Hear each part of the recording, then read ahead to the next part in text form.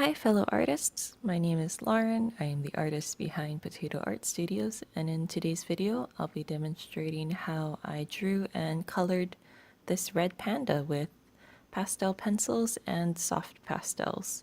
So if you're interested in taking a look at how I created this drawing, just keep on watching. So if you're familiar with my videos and how they typically go, and you want to skip the sketching phase and go straight into coloring, I'll have a timestamp on the screen and also on the description box below so you can fast forward a couple minutes. But if you're new here or if you're interested in seeing the sketching phase first, we're going to get into it right now. So I'm very sorry, but my camera setting was set to autofocus, so the camera is basically freaking out a little bit. So it'll go away in a minute or so, but I'm very sorry. I forgot to correct that setting earlier. But when I'm sketching out my subject, I first have a 1-inch grid marked out on my piece of paper, and I have the same grid also plotted on my photo. So if you want to see a more thorough and in-depth tutorial on how I set up my files on my computer, I'll have a link to that video in the cards up in the right hand corner and also down below if you'd like to check that out first. But basically, the grids help divide the picture that I'm looking at into smaller sections. So instead of getting overwhelmed by the huge picture that I'm trying to draw, I'm just focusing on 1 square inch at a time and then moving on to the next square once I get the information from the photo onto my piece of paper. So I do a preliminary sketch first where I maybe spend 10 to 20 minutes just sketching out the rough major features on my subject, and then I divide my paper into 1/2-inch grids with the light green pastel pencil, and so that effectively quadruples the amount of squares I have on my paper. And then I'll go in and refine that sketch a second time. So I'm going over the exact same sketch, but I'm making small micro adjustments, so either darkening the existing line if it's correct. If it's not correct, I'll erase that line and move it either left or right slightly to make it as accurate as possible. And you don't need to do this grid method. I've just found that it works the best for me. If you're open to just freehand sketching it, that's great. If you want to use tracing paper over your photo, that's great. There's lots of ways to get the information from your photo onto your piece of paper, but I'm just demonstrating how I typically work.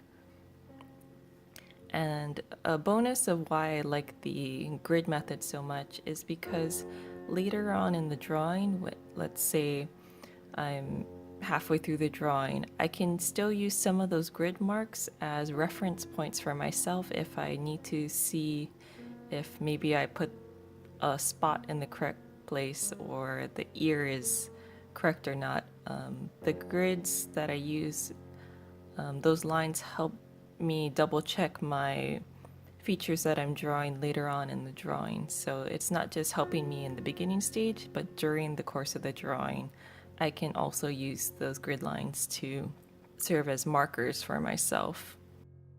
So we're getting into the coloring phase right now, and I like to put in the background color first, and that's because the background kind of gives me an idea of how light or how dark I want my main subject to be. If I went straight in with the red panda first, I could draw my red panda as normal, but when I finally get to the background at the end of the drawing, I may realize that, oh, my red panda actually looks really dark or really light. So having that background established first kind of gives me a reference of how my main subject is going to sit on the paper.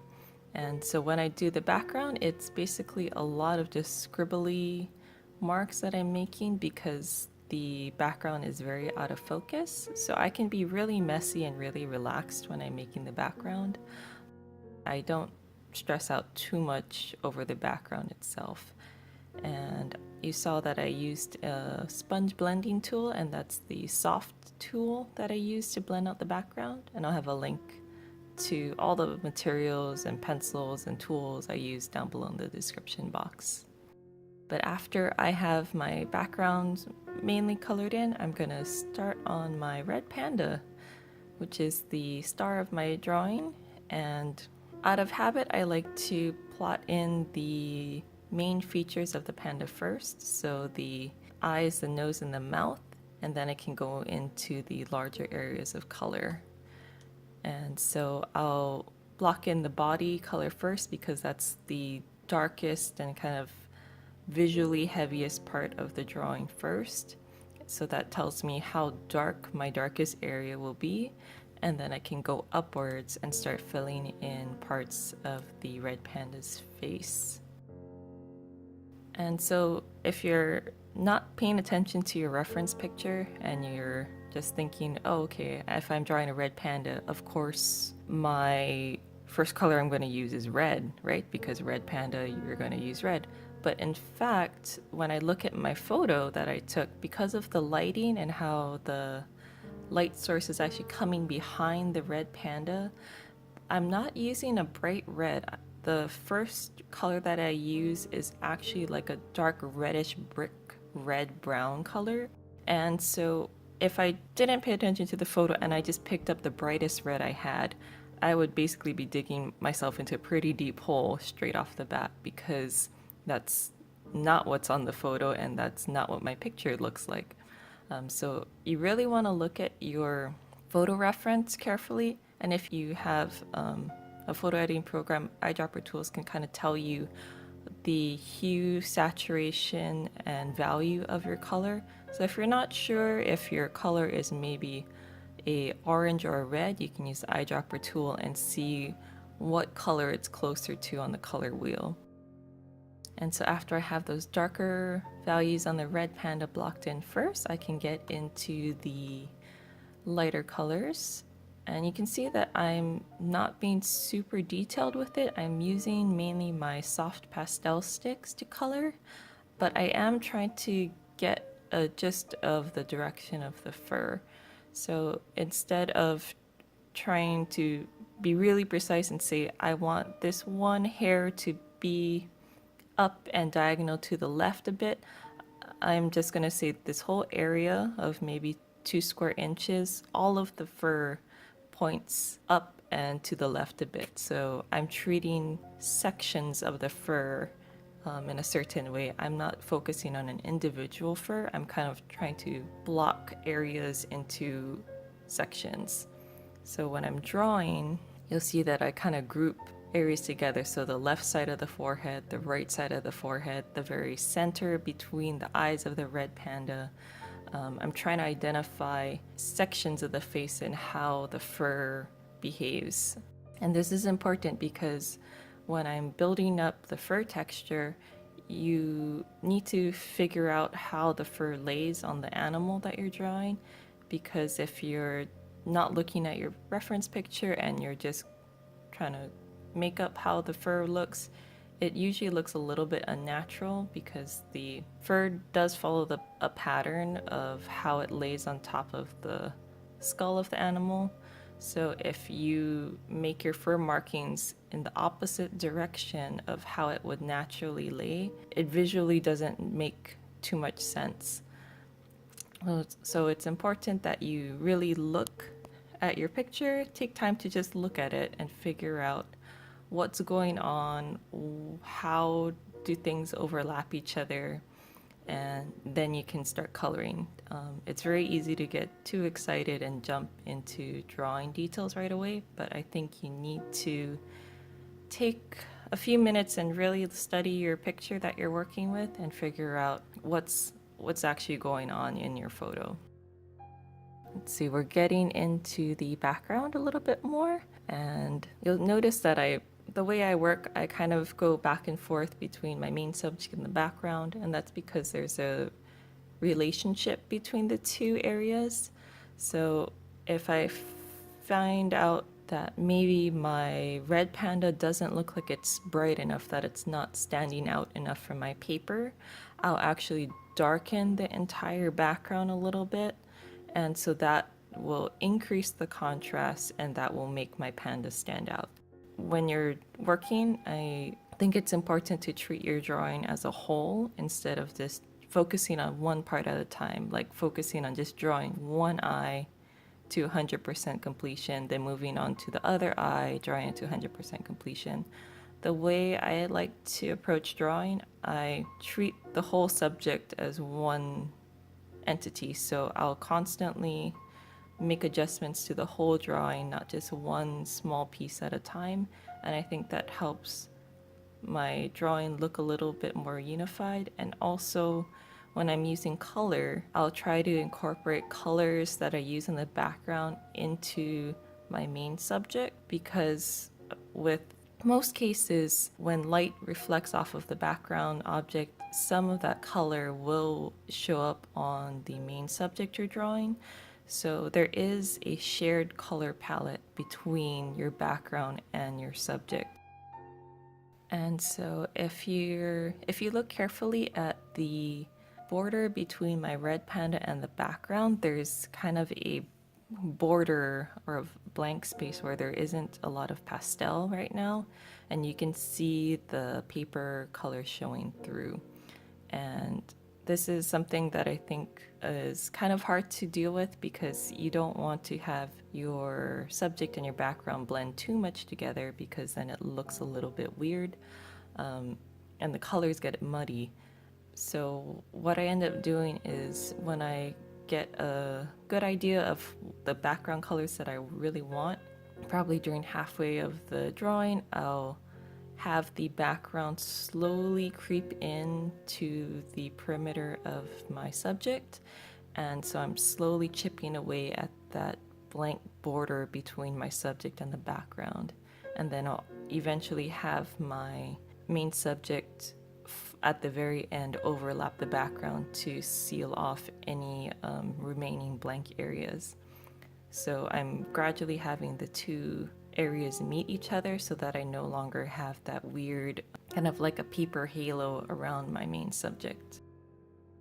And here I'm actually working upside down, so I have my photo flipped upside down on my computer, and I also have my drawing flipped upside down. The reason why I do this is because it helps me trick my brain into thinking that I'm not drawing a red panda anymore, I'm drawing something else completely. Because when you're looking at something upright, your brain kind of goes into override mode, and it makes a lot of the decisions for you without you really thinking. But when you flip it upside down, you're allowed to see parts of your photo that you may not have noticed before. And so I like to work upside down, or at least rotate my drawing 90 degrees at times, and that helps me see details more accurately. But another good perk of working with your photo or your drawing rotated is that it's actually easier on your wrist. So I am right-handed, so the natural arc that I make with my wrist goes from the upper right-hand corner to the lower left-hand corner. And so if I'm drawing fur, my hand naturally makes a certain type of mark. So flipping my drawing or rotating it actually helps my arm work at its most efficient way and most natural way, and that prevents me from injuring myself too much, because when you're making fur, you're dealing with lots of repetitive marks. In order to avoid straining my wrist and straining my arm, I'm going to rotate my photo and my drawing in the way that makes it easier for me to draw. And so I think the trickiest part of this red panda is really getting that texture illusion of the density of the fur.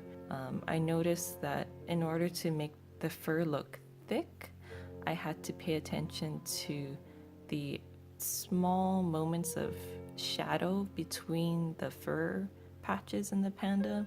And so in order to do that, I had to do a couple different things. One was going in and actually erasing small pieces of the fur that I had already drawn. And once I took off some of that top pastel layer, I could layer a darker color without it getting too muddy. And also I had to work on really layering colors on top of each other so you get a sense of depth. So instead of making the whole red panda just look white and dark red, I'm using a lot more colors than I thought I would. I believe I'm using around, let's see, I'm trying to take a count now. I'm using about 40 pencils in this drawing, and that's because I'm really trying to create color variations in the fur, and that gives an illusion that the fur is really dense and thick. But it's really important to really look at your picture and find out how you can duplicate the textures in your own drawing. And when we're making the texture on the fur, I don't prioritize having each hair on the red panda be in the correct position. I'm trying to look at my picture and just get a general idea of how the fur lays on top of each other. So if you were to overlap my drawing with the photo, I would say only maybe 10 or 20% of my drawing would be exactly accurate to the photo, because my goal when I draw is not to make it photorealistic, it's to make the drawing have similar colors and textures to my photo. So I'm not aiming for hyperrealism in any way, or even really photorealism. I prioritize color and texture over accurate details. So when I'm looking at my photo, I'm mainly paying attention to the effect of how one thing overlaps on another thing, the colors, the shadows, and trying to master that aspect. So when I'm doing the final touches, I'm looking at the very small details that I think make my subject look the most interesting, and try to find ways to replicate that effect on my subject, but it doesn't have to be completely accurate. And so I think we're finishing up now, and this is the final drawing. So again, a complete list of all the materials and tools I used will be down below in the description box. If you found this video helpful, please give it a thumbs up, and that will tell YouTube to recommend this video to other artists. Next week, there will not be a drawing time-lapse. I have a project that I'm working on that I can't share quite yet, so I'll instead be uploading a art tip video. So there is no poll on my Instagram for this week, but there will still be a video uploaded next week, Tuesday. If you'd like to see more time-lapse videos, I have a time-lapse drawing playlist that I will link up in the corner and also have down below in the description box. If you'd like to see more videos from me in the future, you can subscribe and turn on your notifications, and you'll be notified the next time I upload a video. So thank you very much for watching, and I will see you in my next one.